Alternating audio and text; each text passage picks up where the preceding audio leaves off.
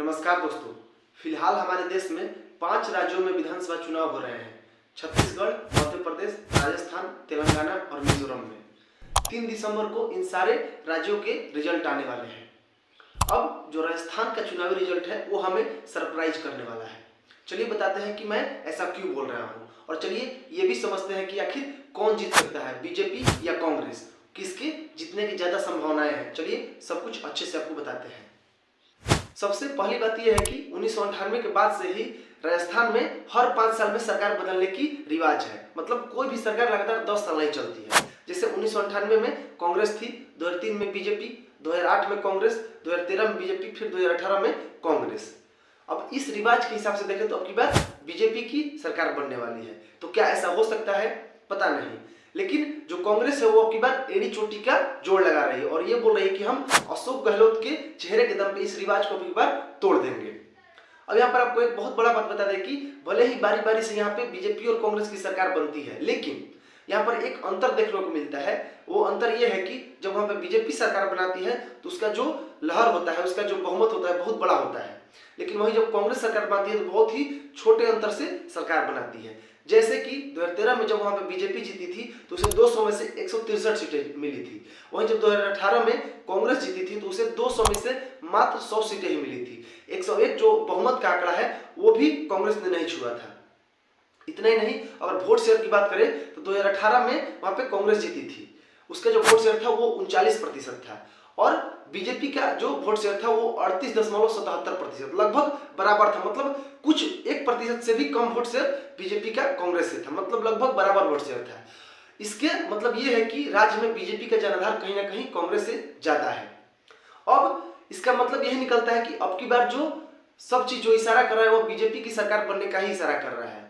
तो क्या बीजेपी की राह इतनी आसान है? नहीं, अभी इस राह में बहुत सारी मुश्किलें हैं। जैसे पहला मुश्किल ये है कि बीजेपी ने अब की बार बहुत सारे मौजूदा विधायक की टिकट काट दी है, जिसकी वजह से ये सारे विधायक बागी बन गए हैं और बीजेपी उम्मीदवार के खिलाफ ही चुनाव मैदान में उतर गए हैं। ऐसी काफी सीटें हैं। बहुत सारे उम्मीदवारों को तो अमित शाह ने मना लिया, लेकिन अभी भी काफी ऐसी सीटें हैं जहां पे कि बीजेपी अपने बागियों से ही लड़ रही है। और दूसरा बात यह है कि बीजेपी ने अब की बार वसुंधरा राजे को किनारे कर दिया है और उम्मीद ये लगाया जा रहा है कि अगर अब की बार बीजेपी वापसी करती है सत्ता में तो नए कोई सीएम बन सकते, चाहे वो राज्यवर्धन सिंह राठौर हो, सतोष पुनिया हो, या गजेंद्र सिंह शेखावत हो, या दिया कुमारी हो। इन सारे में से कोई एक सीएम बन सकते हैं। अब इसकी वजह से जितने भी वसुंधरा राजे के सपोर्टर्स हैं उनमें बहुत ज्यादा नाखुशी है, मतलब बहुत ज्यादा हेट है बीजेपी के लिए अब की बार। लेकिन क्या बीजेपी को ये जोखिम लेना सही होगा या गलत होगा, ये तो 3 तारीख को ही पता चलेगा। क्योंकि आपको बता दें कि जो वसुंधरा राजे हैं वो राज्य की बहुत बड़ी नेता है और उनका जो पकड़ है राज्य पे काफी है, उनकी लोकप्रियता भी राज्य में काफी है। इसका एक हम उदाहरण से आपको समझा दें कि 2013 में जब वो सरकार वहां पे बनाई थी तो अपने चेहरे के दम पे वो मतलब 200 में से 163 सीटें जीती थी। उस वक्त राज्य में या पूरे देश में मोदी लहर भी नहीं था, वो खुद अपने चेहरे के दम पे वहां पे 163 सीटें लाई थी। इससे आप समझ सकते हैं कि राज्य में उनकी कितनी लोकप्रियता है।